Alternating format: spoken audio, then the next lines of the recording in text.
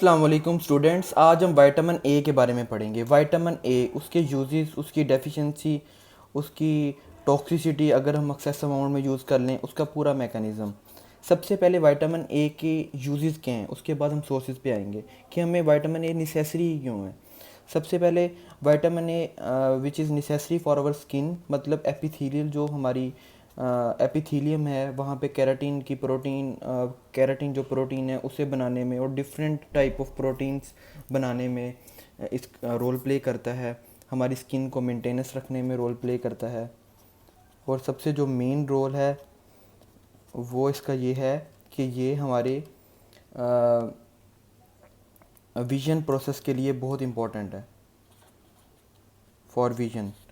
और अगर इसकी डेफिशिएंसी हो जाए तो नाइट ब्लाइंडनेस हो जाती है। इसका पूरा मेकनिज़म आपको डिस्कस किया जाएगा इसके बारे में।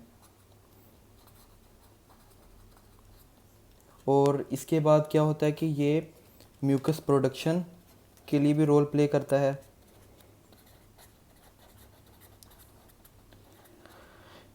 और रिप्रोडक्शन विच इज़ स्पर्मेटोजोआ की फॉर्मेशन के लिए मेल में, स्पर्मेटोजोआ की फॉर्मेशन के लिए। और जो फीमेल्स में क्या रोल प्ले करता है, फीमेल में प्लेसेंटा की फॉर्मेशन में, प्लेसेंटा फॉर्मेशन।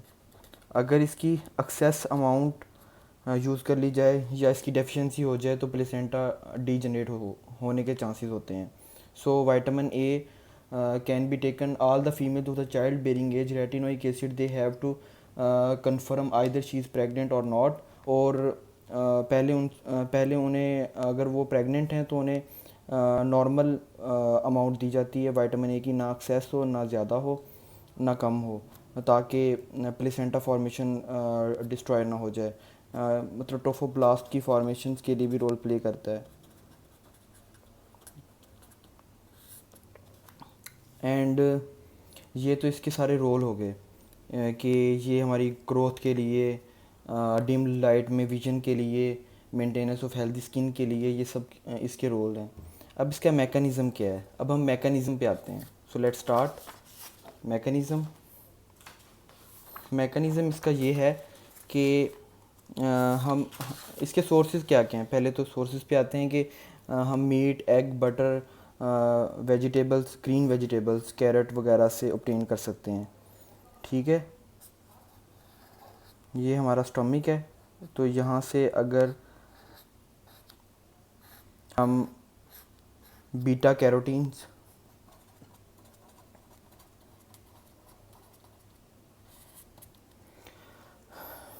इसको डिस्कस करने से पहले तीन इम्पॉर्टेंट टर्म्स हैं, उनके बारे में पता होना चाहिए।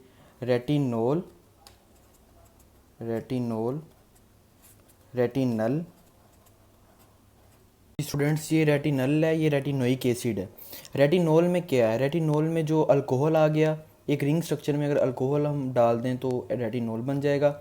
अगर रेटिनल है तो हम अल्डिहाइड डाल देंगे अल्कोहल की जगह, तो ये रेटिनल बन जाएगा। और रेटिनोइक एसिड अगर हम COOH डाल देंगे तो रेटिनोइक एसिड बन जाएगा। रेटिनोल रेटिनल में कन्वर्ट हो सकता है, रेटिनल रेटिनोल में कन्वर्ट हो सकता है, लेकिन रेटिनल रेटिनोइक एसिड में एक बार कन्वर्ट हो जाए तो ये इरिवर्सिबल है, दोबारा रेटिनोइक एसिड रेटिनल में नहीं कन्वर्ट हो सकता।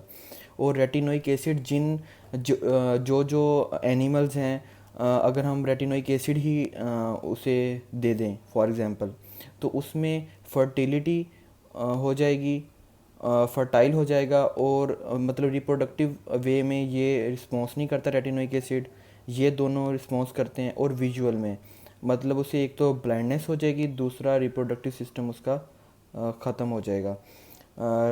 ये इसका फंक्शन है रेटिनोइक एसिड का, बाकी इनके अलावा। अब रेटिनोल, रेटिनल, रेटिनोइक एसिड और beta carotenes which is obtained from the plants. Beta carotenes में दो रेटिनोल होते हैं, ठीक है। अब रेटिनोल जब हमारी बॉडी में स्टमक से थ्रू ये यहाँ से बीटा कैरोटीन्स या रेटिनोल रेटिनोल आते हैं, तो उनके साथ रेटिनाइल उनके साथ ईस्टर लिंकेज लगा होता है तो ये हमारी जीआईटी में एब्जॉर्ब नहीं हो पाते। सबसे पहले उनका जो ईस्टर लिंकेज है वो डिस्ट्रॉय करना पड़ता है सर्टन एंजाइम्स के प्रोसेस के थ्रू, मैकेनिज़्म के थ्रू। और जब रेटिनोल को हम ए की तरह लिख देते हैं, ठीक है। अब जो रेटिनोल है ये हमारी जीआईटी में आया और आके इसके साथ ईस्टर लिंकेज लगा हुआ था,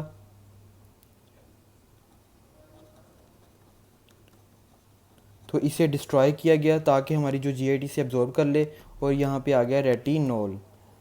और इसी तरह बीटा कैरोटीन्स हैं, वो डायरेक्ट ही हमें दे देते हैं रेटिनोल, ठीक है जी। अब ये रेटिनोल आ गया। अब रेटिनोल डायरेक्ट हमारी सर्कुलेटरी सिस्टम में ट्रांसफ़र नहीं हो सकता, ठीक है। उसके लिए उसे ईस्टर लिंकेज दोबारा फिर चाहिए होगा।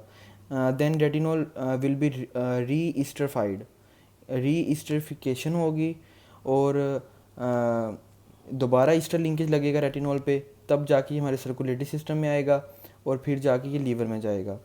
और लीवर में जाने के बाद ये या तो लीवर में स्टोर हो जाएगा, या तो ये टिशू वगैरह के लिए या विजन प्रोसेस में इन्वॉल्व होने के लिए वहाँ पे ट्रांसफ़र हो जाएगा ब्लड के थ्रू। अब ये हमारा काइलोमाइक्रोन के थ्रू जाएगा। Chylomicron which is a proteins lipids. Chylomicron, which is a particles comes from the lymphatic system and eventually it come to the blood. So इसमें क्या होता है कि लिपिड होता है काइलोमाइक्रोन, और इसी के थ्रू ही रीइस्टरिफिकेशन रेटिनोल की होने के बाद ये ट्रांसफ़र हो सकता है लीवर में। अब लीवर के पास दो ऑप्शन, जैसा कि मैंने बताया, कि ट्रांसफ़र हो सकता है या स्टोर हो सकता है। अब स्टोर होने के लिए उसे स्पेशल लिपिड चाहिए जिसे कहते हैं पाल्मिटेट। अब जो लिपिड है वो यहाँ पे पाल्मिटेट के थ्रू यहाँ पे स्टोर हो जाएगा, वरना ये हमारा ट्रांसफ़र होगा बाय रेटिनोल बाइंडिंग प्रोटीन, ठीक है। रेटिनोल बाइंडिंग प्रोटीन के थ्रू ये हमारा लीवर से आगे विजन प्रोसेस के लिए जाएगा या टिश्यू के पास जाएगा, ठीक है। अब यहाँ तक तो ये हो गया सारा कुछ क्लियर। अब इसके बाद क्या होगा नेक्स्ट ये होगा कि हमारी जो आई है वहाँ पे क्या फंक्शन हो रहा होता है रोड एंड कोन्स का, और वहाँ पे रेटिनोल का क्या फंक्शन चल रहा होता है वो आपको बताता हूँ मैं। होता क्या है सबसे पहले कि जब रेटिनोल बाइंडिंग प्रोटीन्स के थ्रू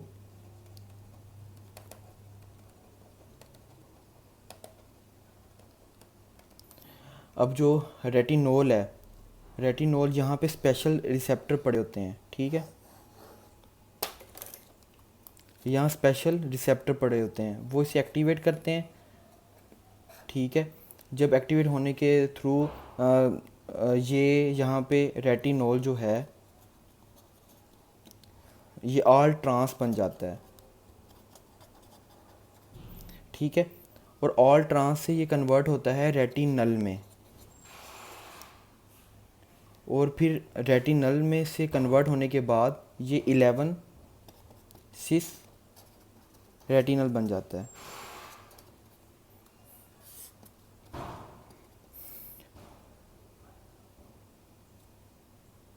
अच्छा, इसमें होता क्या है ये देखें, ये मेरा बाजू है, ठीक है। अब ये जो है retinol all trans retinol, transform मतलब सीधा बाजू, ठीक है। ये मतलब एक डायग्राम बनाता हूँ आपको, फिर आपको ज़्यादा अच्छा समझ आएगा कि ये इस फॉर्म में है रेटिनोल, ठीक है। तो अब इसे कन्वर्ट किया गया, मतलब मेरा जो बाजू है वो अभी तक भी इस तरह है रेटिनल में, और जब मैं इसे सी शेप दे देता हूँ बिल्कुल इस तरह करके, ठीक है, इस तरह करके जब मैंने इसे सी शेप दे दी तो ये इस तरह हो गया इस फॉर्म में, ठीक है। अब इस फॉर्म में जब ये कन्वर्ट होगा इसे कहते हैं 11 सिस रेटिनल। जब ये 11 सिस रेटिनल बन जाएगा तो यहाँ पे प्रोटीन एक बाइंड करती है ऑप्सिन, ठीक है। क्योंकि मेरा बाजू इस तरह होगा तो कोई बॉल वगैरह आके यहाँ पे अटैच होगी, सीधे बाजू पे तो बॉल गिर जाएगी ना, मैं इस तरह करूँगा तो बॉल आएगी। जब ये बॉल आएगी यहाँ पे ऑप्सिन, तो ये बन जाएगा रेडोप्सिन। और विजुअल सिस्टम को एक्टिवेट करने के लिए जब लाइट पड़ेगी हमारी इस बॉल पे, जब लाइट पड़ेगी तो ये जो ऑप्सिन है ये नीचे गिर जाएगी, मतलब बॉल नीचे गिर जाएगी। तो ये क्या बन जाएगा, दोबारा ये ट्रांसफॉर्म में आ जाएगा सीधा इस तरह। मतलब बॉल आई, लाइट पड़ी, बॉल नीचे गिरी और फिर बॉल सीधा हो गया। ठीक है, ये आ गया ट्रांसफॉर्म में। पहले था ट्रांसफॉर्म में रेटिनॉल में, फिर रेटिनल में कन्वर्ट हुआ, फिर ये स्टेट चेंज जो थी ये आगे जाके सी शेप में आ गई, मतलब सिस में आ गई, ट्रांस से सिस में। तो यहाँ पे अब ओप्सिन प्रोटीन अटैच हुई, क्योंकि ये सिस में ही आके 11 सिस रेटिनल में आके ये ओप्सिन अटैच होती है। जब ये अटैच हो जाएगी तो क्या होगा कि लाइट पड़ेगी, जब लाइट पड़ेगी तो ये ऑप्सिन नीचे गिरेगा। पहले तो ये ऑप्सिन बना, इसके ऊपर अटैच हुआ, तो ये इसे कहेंगे रेडोप्सिन। जब लाइट पड़ेगी तो ये ऑप्सिन नीचे गिर जाएगा, तो ये दोबारा ट्रांसफॉर्म में आ जाएगा। Hope you will understand.